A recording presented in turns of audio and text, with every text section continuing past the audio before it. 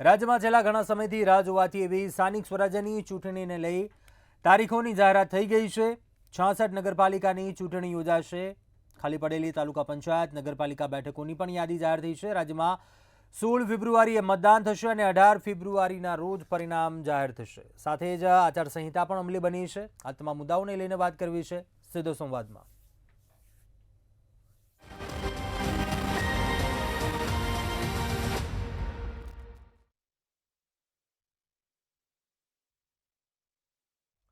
તો આજે તમામ મુદ્દા પર ચર્ચા કરવા માટે આપણી સાથે ગેસ્ટ જોડાયા છે।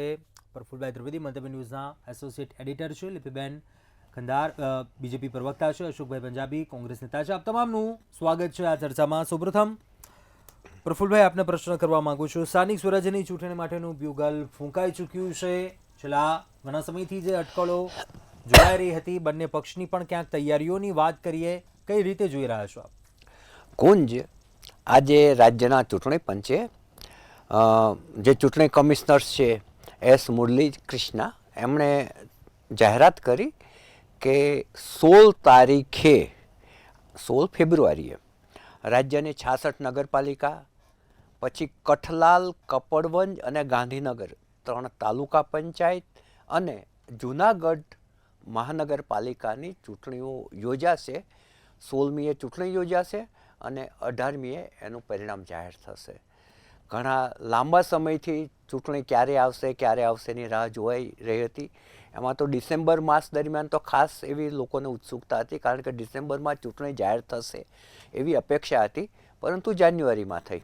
હવે આજે જાહેર કરાયેલી જે સામાન્ય ચૂંટણી છે એની સાથે જે પાલિકાઓ છે, પંચાયતો છે, મહાનગરપાલિકાઓ છે, એની ખાલી પડેલી બેઠકની પેટા ચૂંટણીઓ પણ યોજાશે। જેમાં મહાનગરપાલિકાની 3 બેઠકો ખાલી પડી છે, 21 બેઠકો નગરપાલિકાની ખાલી પડી છે, 9 બેઠકો જિલ્લા પંચાયતની અને 91 બેઠકો તાલુકા પંચાયતની ખાલી પડેલી છે। એની ચૂંટણીઓ પણ આની સાથે જ યોજાશે। બોટાદ અને વાંકાનેર બેની ચૂંટણી છે એ મધ્ય સત્ર ચૂંટણી આવશે। એટલે ચૂંટણીઓ છે એ આજે જે જાહેરાત થઈ એ પ્રમાણે એના ફોર્મ ભરવાની, ફોર્મ ચકાસણીની, ફોર્મ પહેલી એ ભરાશે, ચોથીએ એનો પાછા ખેંચવાની તારીખ છે। હવે કુલ 2178 બેઠકોની ચૂંટણી યોજાશે અને 27% ઓબીસી અનામત બેઠકનો અમલ પણ આમાં ચાલુ થઈ જશે। હવે ગ્રામ પંચાયતની ચૂંટણી છે એ ઘણા લાંબા સમયથી બાકી છે અને એમાં એવું કારણ આપવામાં આવે છે કે જે અનામત બેઠકો છે, રિઝર્વેશન છે, એનો હજી અભ્યાસ ચાલી રહ્યો છે। આ અંગે કોંગ્રેસના અમિતભાઈ ચાવડાએ પ્રતિક્રિયા આપતા એવું જણાવ્યું હતું કે 7000 ગ્રામ પંચાયતોની ચૂંટણીઓ લાંબા સમયથી બાકી છે। મોટાભાગના ગ્રામ પંચાયતોમાં વહીવટદારોનું રાજ છે। લોકો ઈચ્છે છે કે વહીવટદારોનું રાજ સમાપ્ત થાય અને ચૂંટાયેલા પ્રતિનિધિઓનું શાસન આવે, પરંતુ અનામતનો અભ્યાસ અને ઝવેરી પંચના નામે એમ ચૂંટણી ખેંચવામાં આવે છે એવો એમણે આક્ષેપ કર્યો છે। એટલે મોટી વાત એ છે કે 7000 ગ્રામ પંચાયતોની ચૂંટણી છે એ બાકી છે। આ ઉપરાંત ધાનેરાની ચૂંટણીની જાહેરાત નથી થઈ। સોજિત્રા અને બોરસદની ચૂંટણીની કોઈ વ્યવસ્થિત યોજાશે કે નહીં યોજાય કોઈ જાહેરાત નથી થઈ। ખેડા જિલ્લા પંચાયતની ચૂંટણીની પણ કોઈ જાહેરાત કરવામાં નથી આવી। એટલે વિરોધ પક્ષે આ બાબત ઉપર ઘણા બધા પ્રશ્નો ઉઠાવ્યા છે। આમ તો 2 મુખ્ય પક્ષ છે, ભાજપ અને કોંગ્રેસ।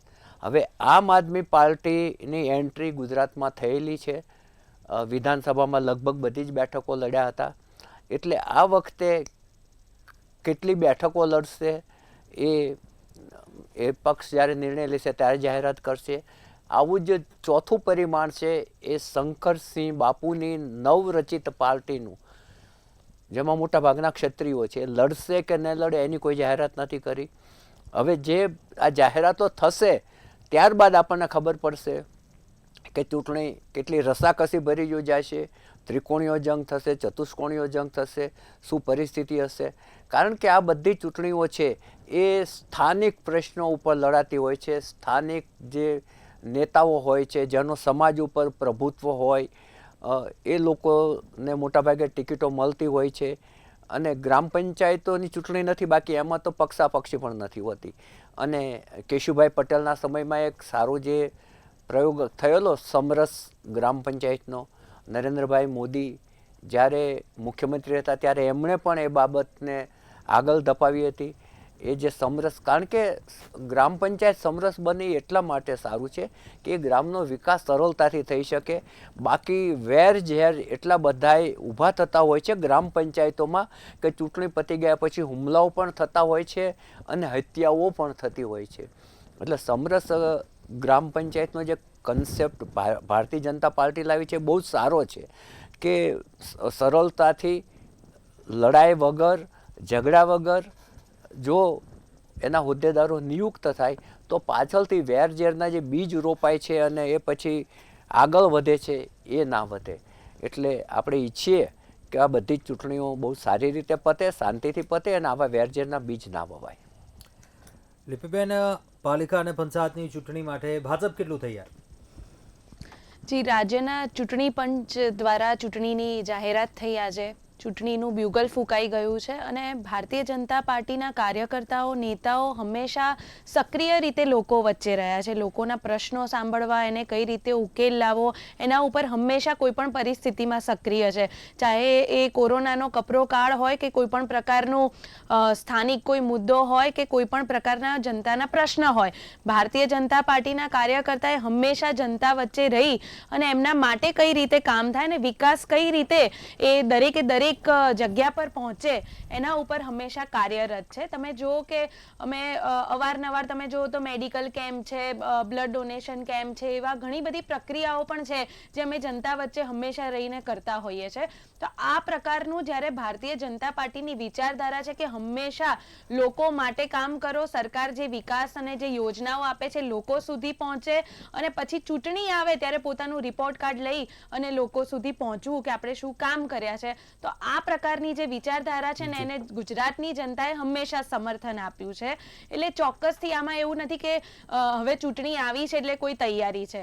અમે કોઈ વિપક્ષની જેમ મીડિયા આગળ જઈને મોટા મોટા નિવેદનોવાળી પાર્ટી નથી, પક્ષ નથી, પરંતુ હંમેશા લોકોની વચ્ચે રહીને એમની તકલીફ ઉકેલવાનો જે પ્રયત્ન હોય એ પ્રકારની જે વિચારધારા છે એના ઉપર કામ કર્યું છે ને એટલે જ આટલા વર્ષોથી ગુજરાતની જનતાએ ભારતીય જનતા પાર્ટી અને મોદીજીના નેતૃત્વ પર વિશ્વાસ મૂક્યો છે. જ્યારે આપણે આની પણ વાત કરી કે જેમ કીધું સરે કે 27% ઓબીસી જે અનામત પછી આજે ચૂંટણી આવવા જઈ રહી છે, તો એ પ્રકારના જે નિર્ણય છે કે જે ઝવેરી કમિશનના રિપોર્ટ દ્વારા જે સરકારે એને લાગુ કર્યું અને ત્યારબાદ હવે જે આ ચૂંટણી થવાની છે, તો ચોક્કસથી જે ડબલ એન્જિનની સરકાર છે, જે કામો નીચે સુધી પહોંચ્યા છે, યોજનાઓ લોકો સુધી પહોંચી છે, ચોક્કસથી આપણને એનું પરિણામ જોવા મળશે ને ભારતીય જનતા પાર્ટીને જ સમર્થન મળવાનું છે. લિપિબેન, પણ 7,000 ગ્રામ પંચાયતો છે, એમાં લાંબા સમયથી વહીવટદારોનું શાસન છે અને અહીંયા જો 27%નો તમે નિર્ણય લઈ શક્યા તો ત્યાં કેમ આટલી બધી વાર છે?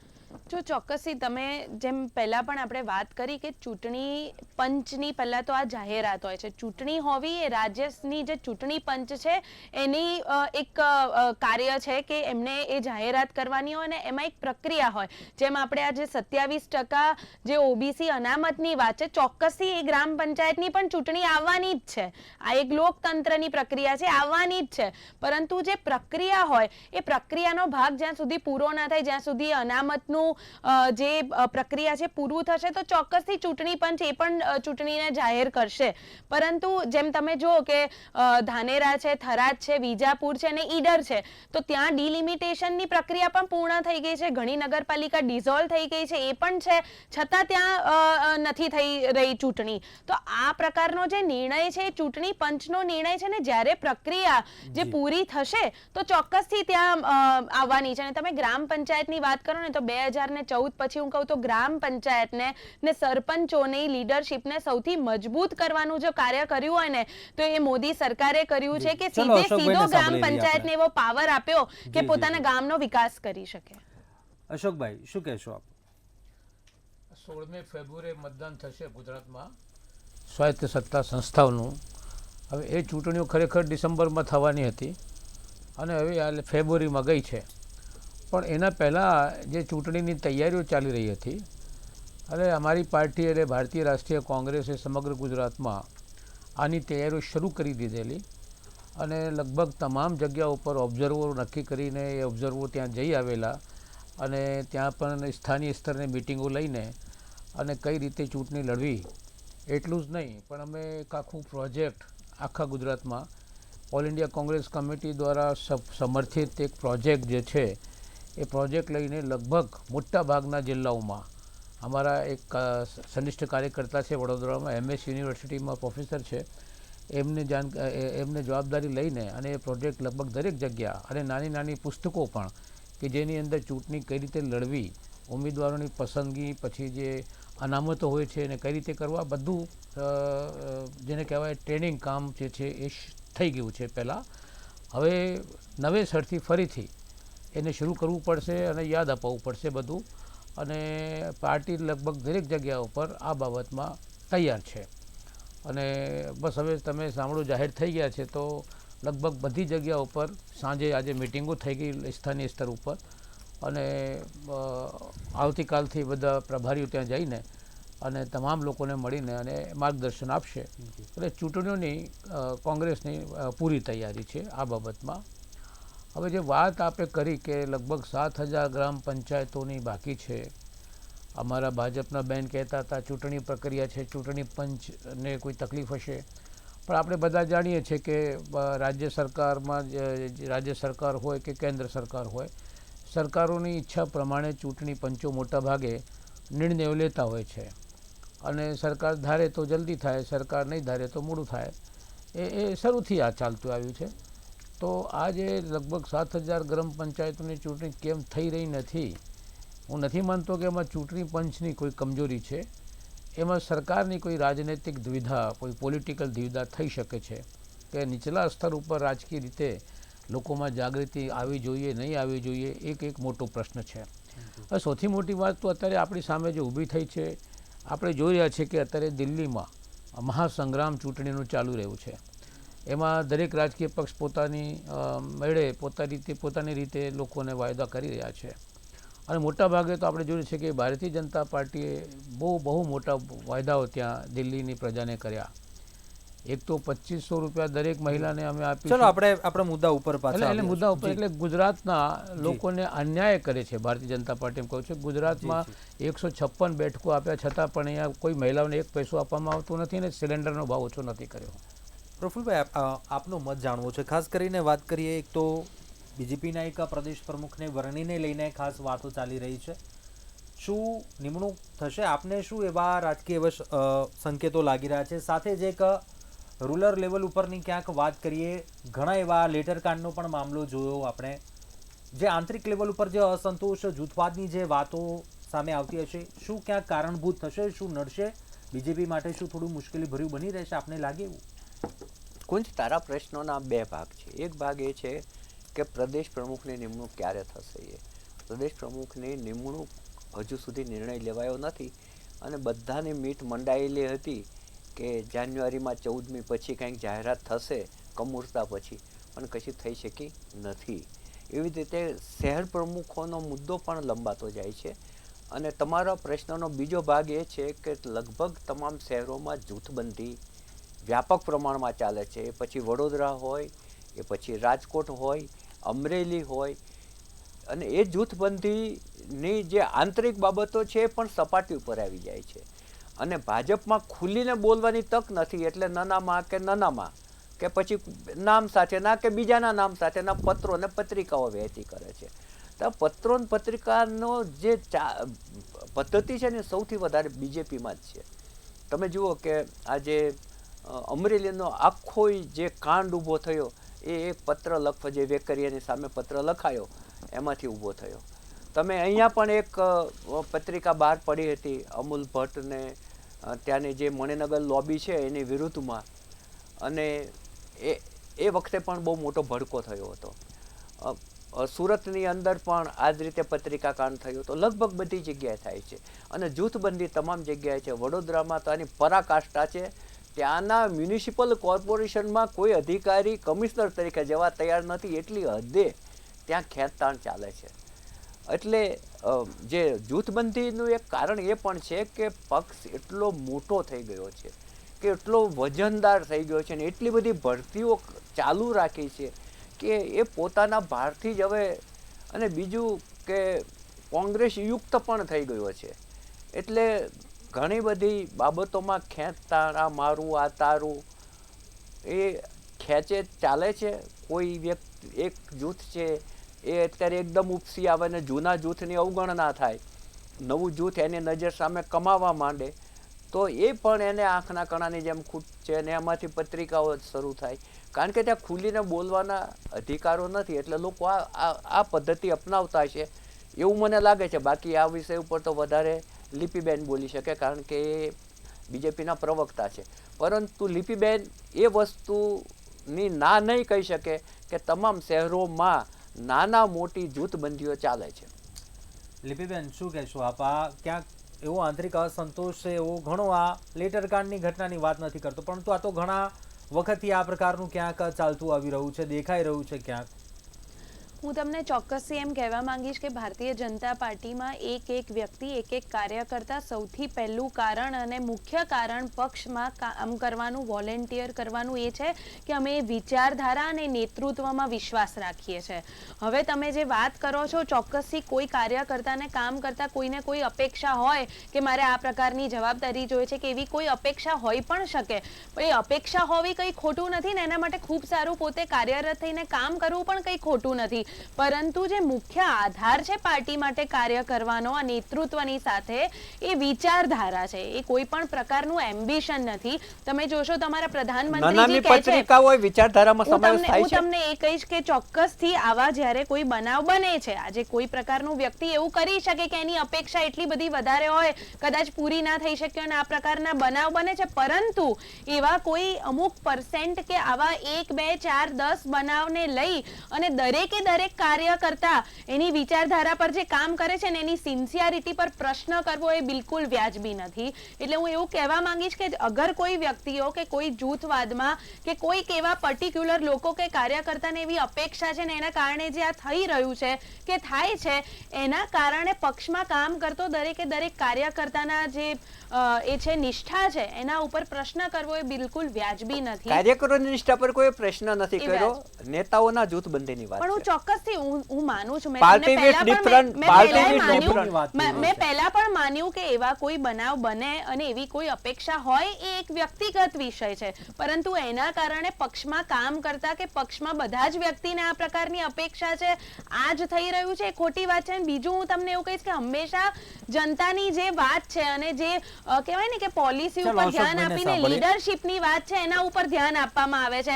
આ પ્રકારના પ્રશ્નો તમે જો કાંઈક પરિવાર છે, પરિવારમાં આવું કંઈક ક્યારેક કંઈ બનાવ બને છે, હું એવું નથી કહેતી કે આ બનાવ અને આપણે એ સમર્થન આપવું જોઈએ, પરંતુ આ પ્રકારના બનાવ કહો છો કે બધી જ જગ્યા પર કોંગ્રેસના પણ એવા બીજેપીમાં આવ્યા. અશોકભાઈ, હવે તો કોંગ્રેસે પણ ક્યાંક કમબેક કરવાનો આ ક્યાંક મોટો આ ચાન્સ મારા મતે લાગી રહ્યો છે, કેમ કે લોકસભા વિધાનસભામાં ભલે જે હોય પરંતુ સ્થાનિક સ્વરાજ્યમાં પણ ફરી એકવાર સંગઠન મજબૂત કરવાનો આ એક ચાન્સ છે. અને ક્યાંક ગઠબંધનનું જો, કેમ કે આમ આદમી પાર્ટીની જો કદાચ વાત કરીએ સુરતમાં છે, અન્ય કોઈક બેઠકો ઉપર ગઠબંધનની વાત આવે, શું કોંગ્રેસ કરશે? તેમાં શું કોંગ્રેસની વિચારધારા, શું એ બાબતે પણ પ્લાનિંગ? ના, સૌથી પહેલી વાત તો આ છે કે અમે દ્રઢ વિશ્વાસ સાથે અને દ્રઢ નિશ્ચય સાથે આ ચૂંટણીની અંદર ઝંપલાવવાના છીએ.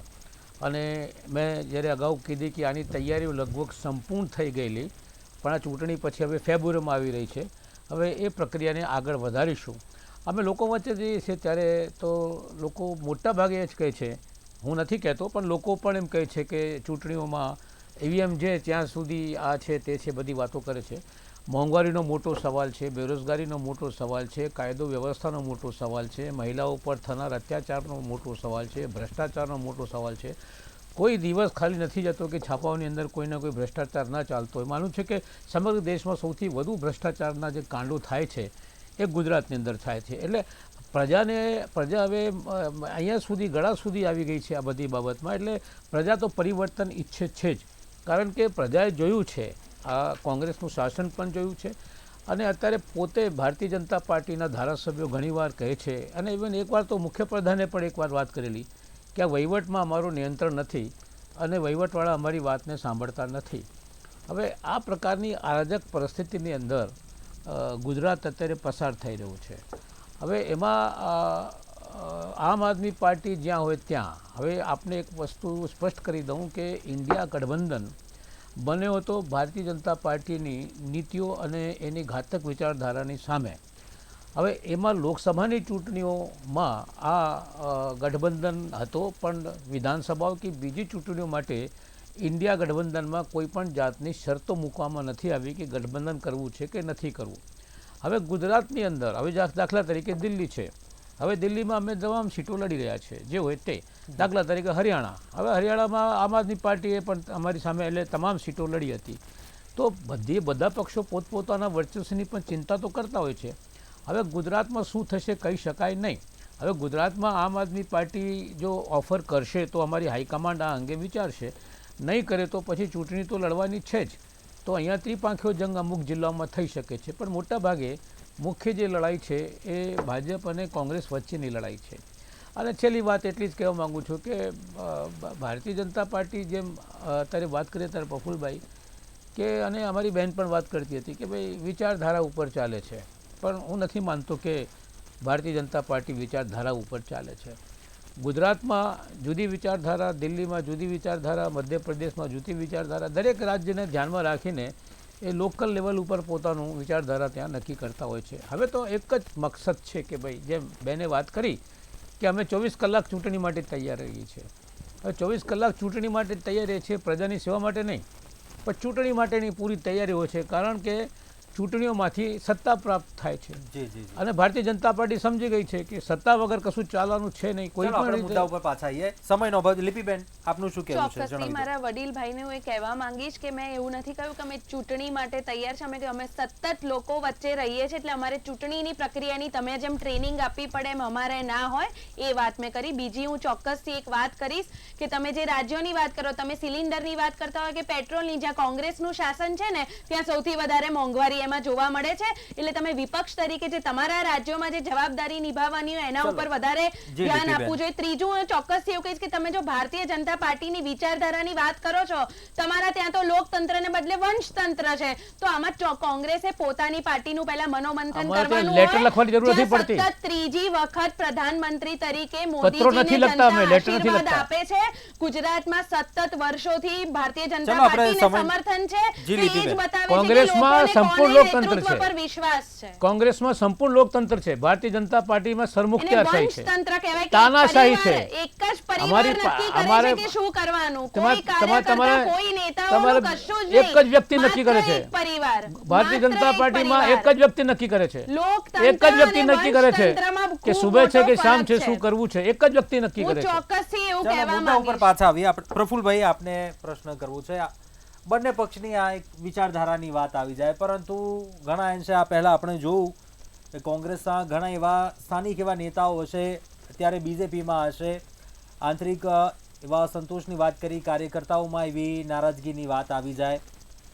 કોંગ્રેસની કમબેક કરવા માટે પણ હું ક્યાંક ચાન્સ જોઈ રહ્યો છું. આપને શું લાગે છે, શું સમીકરણો બની રહે જે એક ત્રીજા પક્ષ તરીકે પણ ક્યાંક અમુક બેઠકો માટે શું કોંગ્રેસને નુકસાન જાય, ભાજપ માટે ફાયદાકારક રહેશે? આપ કે રીતે મૂલવો છો? કોંગ્રેસને કમબેક કરવા માટે ચોક્કસ તક છે. જો એ તક આક્રમક રીતે ઝડપી લે તો, અને એમનું જે જગ્યાએ નબળું સંગઠન હોય ત્યાં એકદમ સારું સંગઠન ઊભું કરી અને મેદાનમાં આવે તો.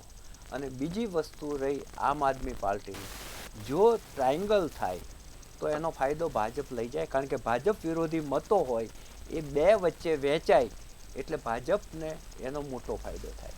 બીજું, ભાજપને 2 થી 3 બહુ જ મોટા ફાયદા એની પાસે એ છે કે એ 24/7 એ ચૂંટણી માટે તૈયાર રહેતા હોય છે, અને એ માટે એમની માનસિકતા પણ હોય છે ને એ એની તૈયારીઓ પણ હોય છે. ચૂંટણી જાહેર થઈને એ પહેલાં એણે એના લિટરેચરથી માંડીને એના સ્લોગનથી માંડી અને એના વ્યાખ્યાનના મુખ્ય મુદ્દાથી માંડીને બધું જ લિટરેચર તૈયાર કરી નાખેલું હોય છે અને જે એમાં ભાગ લેવાના હોય એ લોકોને પહોંચી પણ ગયું હોય છે. એની જે ઝડપ છે, એની જે આક્રમકતા છે, જીતવા માટેની જે માનસિકતા છે, એને પહોંચી વળવાનું બહુ અઘરું હોય છે. કારણ કે ભારતીય જનતા પાર્ટીનું મજબૂત સંગઠન અને આક્રમકતા અને તૈયારી, આ 3 વસ્તુ છે ને, એને પહોંચી વળવાનું બીજા કોઈ પણ પક્ષ માટે, માત્ર કોંગ્રેસ નહીં, કોઈ પણ પક્ષ માટે અઘરું હોય છે. કોંગ્રેસ છે એ કમબેક કરી શકે એમ છે, લોકોની અપેક્ષાઓ પણ એમની પાસે છે, પરંતુ હજુ ઘણી બધી જગ્યાઓ છે કે જ્યાં સંગઠન નબળું છે. અને બીજું કે તમે ઉમેદવારોની પસંદગી ભાજપ કેવી કરે છે અને કોંગ્રેસ કેવી કરે છે એના પર પણ આધાર હોય છે. કારણ કે તમામ આ જે નગરપાલિકાઓ છે એ સ્થાનિક પ્રશ્નો, સ્થાનિક સમાજના આગેવાનો, જ્ઞાતિના આગેવાનો, ત્યાંના ઉદ્યોગપતિઓ, ત્યાંના વગદાર લોકો, ત્યાં સમૂહ લગ્નો ને વગેરે કામગીરી કરતા સંસ્થાઓ, આ બધાના જે આગેવાનો હોય છે એ બહુ જ વગ ધરાવતા હોય છે.